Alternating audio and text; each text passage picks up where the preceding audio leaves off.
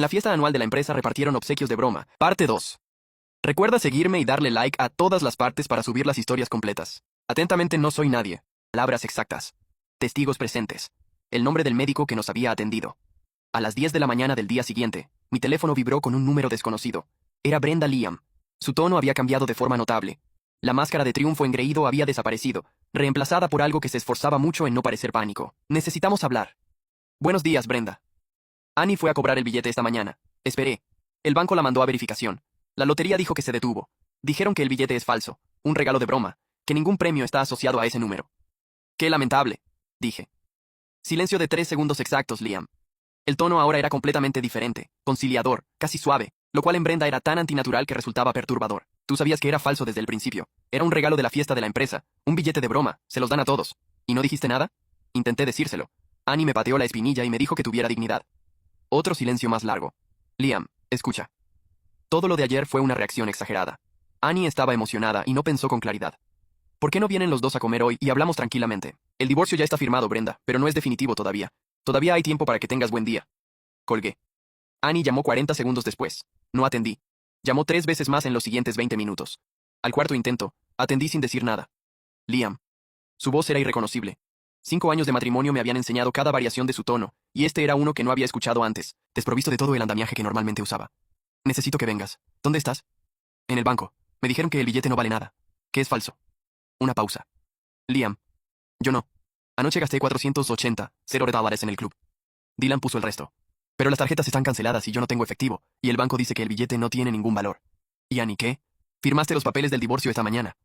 Mi voz era completamente neutral. Ya no tienes acceso a mis cuentas, pero el divorcio no es definitivo, hasta que mi abogado estará en el juzgado esta tarde para acelerar el proceso. El señor Peterson es muy eficiente. Silencio. ¿Contrataste a Peterson? Esta misma noche escuché su respiración cambiar. Liam, escúchame. Yo estaba confundida. El billete parecía real y me dejé llevar. Tú sabes cómo soy, sabes que te quiero. Todo lo de ayer fue un error enorme, y puedo explicarte lo de Dylan. Y Annie, ¿qué? ¿Recuerdas lo que me dijiste ayer? Una pausa. Que llevabas 5 años casada conmigo y nunca tuviste un bolso Hermes de verdad. ¿Que para qué servía yo? Hice una pausa deliberada. Tenías razón. Un hombre que no es suficiente para su esposa no debería seguir intentándolo. Liam, por favor. Buena suerte con los 80, ser oro, Annie. Colgué. En la reunión de las 9 con el señor Peterson desplegé todo lo que tenía. El video de Dylan y Annie en el club. Las capturas de pantalla de la conversación donde ella admitía la infidelidad frente a testigos en el hospital. El reporte médico de mi madre. El testimonio del personal del hospital sobre el empujón. La declaración firmada que habían hecho el día del divorcio, donde Annie renunciaba a cualquier reclamación sobre activos adicionales. El señor Peterson revisó todo con la expresión de alguien que está construyendo mentalmente el argumento, mientras lee con la infidelidad documentada y el incidente del hospital. Dijo: tenemos base para anular los términos que ella firmó. Si alguna vez intentara revertirlos, también tenemos suficiente para una demanda civil por daños si su madre decide proceder. Me miró. ¿Qué quiere usted exactamente, Liam? Quiero que quede documentado todo. No quiero nada de ella. Quiero que no pueda volver a reclamar nada de mí. Hice una pausa, y quiero asegurarme de que si el bebé es mío, haya un proceso legal claro para la custodia, antes de que ella tome ninguna decisión unilateral. Peterson asintió. Entendido. Procederemos en ese orden. Salí de su oficina a las 11:30 con la certeza específica de quien ha colocado el último elemento en su lugar y ahora solo necesita esperar que el resto caiga por su propio peso. El sol afuera era de un tipo irritantemente optimista para un martes por la mañana. Me pareció apropiado. Los resultados de la prueba de paternidad llegaron en 48 horas. No me los enviaron a mí, se los enviaron a Annie, que era quien había hecho la solicitud. Me enteré porque el médico, siguiendo el protocolo estándar para casos donde ambas partes figuraban en el expediente, también me copió en la notificación. El bebé era mío. Me quedé mirando el resultado por un momento en la pantalla del teléfono. Luego lo cerré, lo guardé en la carpeta de documentos que Peterson me había pedido mantener actualizada y continué con lo que estaba haciendo. 2 horas después, Annie intentó llamarme 4 veces. Número bloqueado. Luego usó el número de Brenda, también bloqueado. Finalmente me mandó un correo electrónico que sí leí porque el correo era territorio de Peterson. Ahora el mensaje era largo. Contenía la palabra perdón 11 veces, según conté. También contenía una descripción elaborada de cómo Dylan la había manipulado, de cómo ella nunca había dejado de amarme, de cómo el billete la había hecho perder la cabeza momentáneamente. Hacia el final mencionaba el bebé. Decía que ahora que sabía que era mío, quería que habláramos. Le reenvié el correo a Peterson con una sola línea. Para el expediente. El aliado llegó de donde menos lo esperaba. Marcus Hale era el director de finanzas de la empresa. Llevábamos 5 años trabajando juntos. Habíamos almorzado juntas unas 200 veces y, sin embargo, yo habría dicho que éramos colegas cercanos más que amigos. La diferencia entre esas dos categorías se reveló el miércoles por la tarde, cuando apareció en mi oficina con la puerta cerrada y una carpeta en la mano. Necesito mostrarte algo, dijo sentándose sin más preámbulo.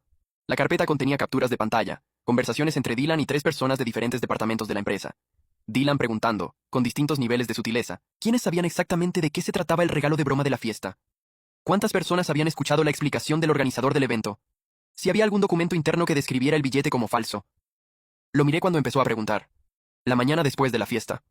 Marcus cruzó los brazos. Liam. Dylan está tratando de construir un argumento de que el billete podría haber sido legítimo, que tal vez fue un error administrativo, que la empresa accidentalmente distribuyó un billete real que Annie tiene base para reclamar. Lo que era, dicho sin rodeos, un intento de convertir una farsa en un litigio. ¿Alguien le dio información útil? No, la mayoría no sabía de qué hablaba, y los que entendieron de qué hablaba lo ignoraron.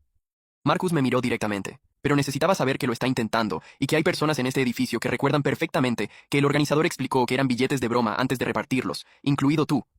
Estaba parado a 2 metros. Escuché cada palabra. Abrí mi laptop y lo agregué a la cadena de correos con Peterson. ¿Puedes hacer una declaración formal?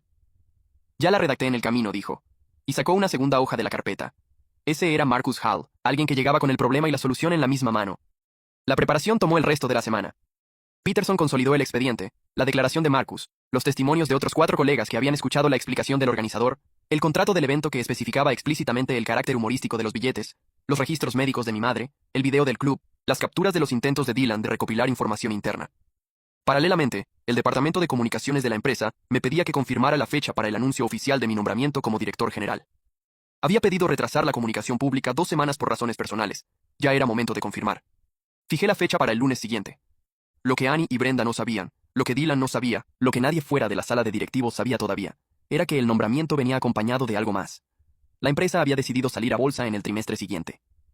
Mi participación del 5% en ese contexto no era simplemente una cifra simbólica. Era, según las proyecciones más conservadoras de los analistas, entre 40 y 60 millones de dólares en el momento de la salida.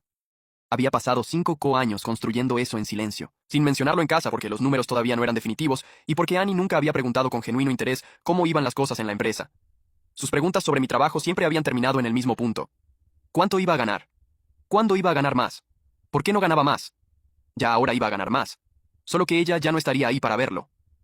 El sábado visité a mi madre en el hospital. Estaba mejor. El color había vuelto a sus mejillas y discutía con la enfermera sobre si el caldo que le habían traído tenía suficiente sal. Era una señal alentadora. Cuando me senté a su lado, me miró con esa expresión suya de siempre, la que significaba que ya sabía más de lo que yo pensaba decirle. ¿Cómo va todo?, preguntó. Bien. Bien. Bien o bien para no preocuparme. Bien, de verdad. Peterson tiene todo bajo control. El divorcio se procesa la semana próxima. Ella asintió mirando sus manos. El bebé dijo. Es mío. Un silencio. ¿Y qué va a pasar con él? Todavía no lo sé. Peterson está trabajando en los términos de custodia. La miré. Lo que sí sé es que ese niño no va a crecer viendo a su padre tratado como Anne me trató a mí. Mi madre me tomó la mano.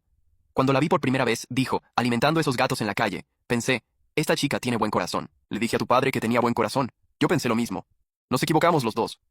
No respondí de inmediato. Miré por la ventana el cielo gris del sábado, y pensé en aquella tarde de hace 8 años.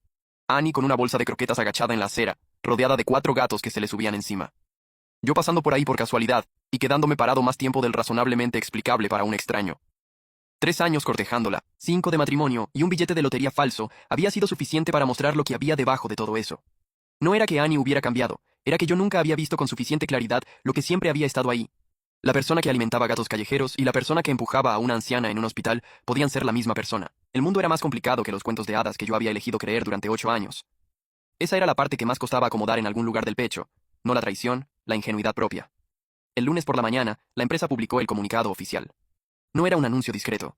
La Junta había decidido que el nombramiento del nuevo director general y el anuncio de la salida a bolsa merecían el mismo comunicado, lo cual desde una perspectiva de relaciones públicas tenía todo el sentido del mundo y desde mi perspectiva personal tenía un timing que difícilmente habría podido planear mejor. El comunicado circuló primero en los medios financieros. Para mediodía ya estaba en la prensa general. Para las 2 de la tarde, mi nombre y el logo de la empresa aparecían en la portada digital de 3 publicaciones de negocios. Marcus me envió un mensaje a las 2:17 p.m.